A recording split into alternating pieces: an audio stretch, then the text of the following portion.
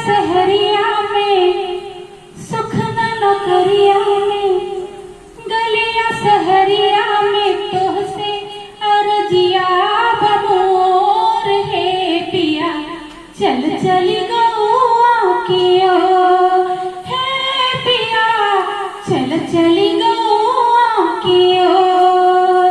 सुख न नौकरिया में गलिया सहरिया में, सुख न नौकरिया में गलिया सहरिया में तोहसे अर्जिया बमोर है पिया, चल चली गौआ की ओर है पिया, चल चली गौआ की ओर।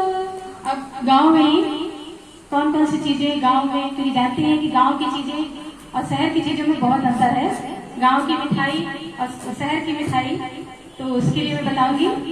बर्फी से नीक लगे गुड़वा का भेलिया, बर्फी से नीक लगे गुड़वा का भेलिया, फिल्मी से नीक लगे गांव का सहेलिया, फिल्मी से नीक लगे गांव का सहेलिया।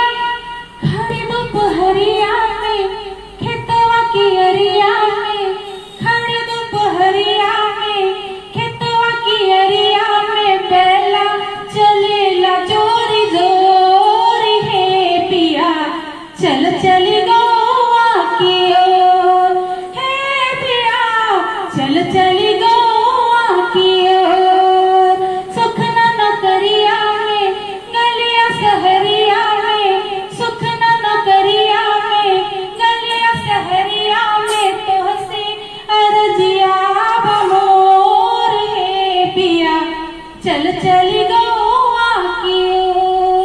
शहर में फसल मिलेगी नहीं, और अगर होगा भी तो लोग इसको कटवा के बड़े बड़े जो है मॉल फ्लैट बनवा लेते हैं। तो गांव में फसलों पर है लहरे तराई में धनवा, लहरे तराई में धनवा, सरसों फूले खुशी होला मनवा, सरसों फूले खुशी होला मनवा।